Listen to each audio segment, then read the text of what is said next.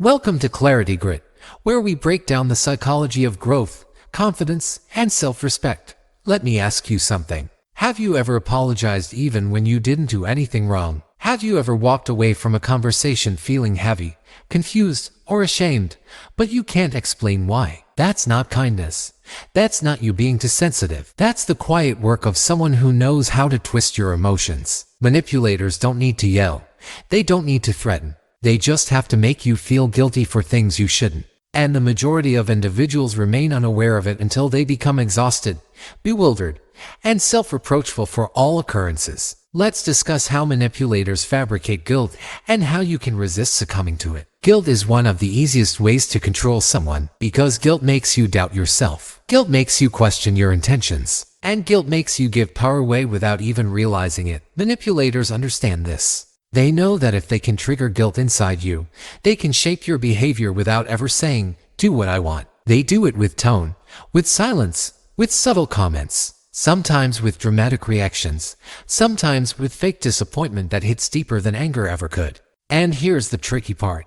Guilt doesn't feel forced. It feels like your emotion, your problem, and your responsibility. That's why it works. Let's break down the ways they do this. The first method is the classic one. They play the victim. Whenever you set a small boundary, make a simple request, or even say no politely, suddenly they're hurt. They sigh. They look down. They say things like, "I didn't expect this from you. I guess I don't matter to you. After everything I've done for you." They flip the script instantly. In seconds, you go from being a human with needs to feeling like the villain of their emotional story. Example, you say you can't meet them today.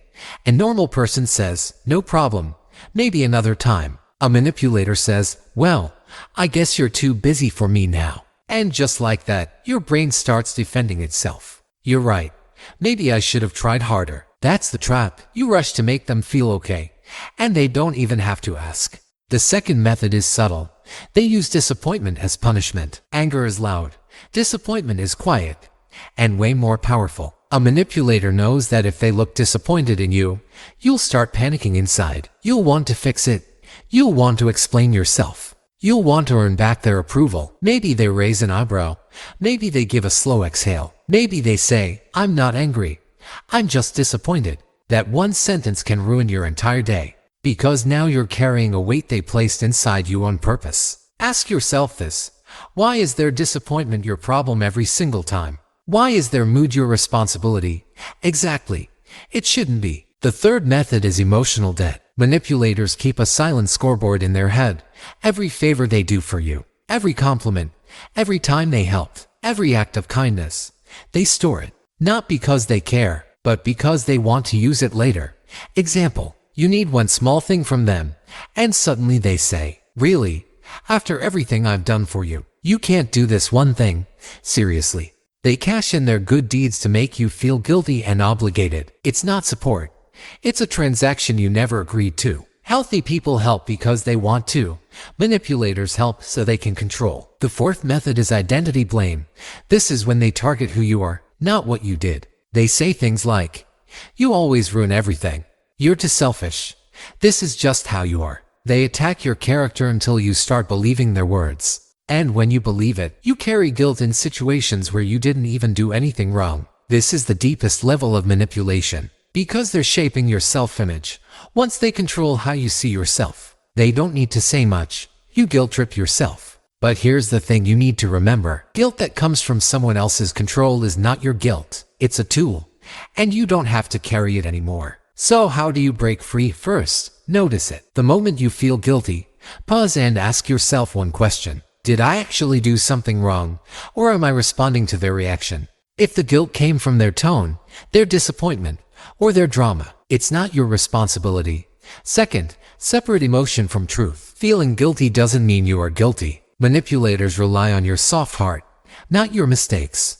Third, practice standing your ground. You don't have to argue. You don't have to explain. You don't have to make them feel better. Simple sentences can save your peace. "I understand how you feel, but my decision stays the same. I'm allowed to say no. I'm not responsible for your emotions." Say it calmly. No anger, No guilt, just clarity. Because once a manipulator realizes guilt doesn't work on you anymore, their power disappears. Here's the truth. A person who truly cares about you won't make you feel guilty for living your life, having boundaries, or protecting your peace. They won't twist your emotions to control you. They won't punish you with disappointment. They won't keep a scoreboard of kindness. Love doesn't demand guilt. Respect doesn't require fear. Real connections don't control you. They support you. And if someone in your life makes you feel guilty for things you shouldn't feel guilty about, it's not love, it's manipulation wearing a friendly face. You deserve better, and you're allowed to walk away from anyone who makes you apologize for being yourself. If this opened your eyes, tell me in the comments. Who in your life supports your peace, and who drains it? Hit like if this helped you see something clearly, and subscribe for more videos on growth, psychology, and self-respect. This is Clarity Grit. Stay strong, stay clear, and keep growing.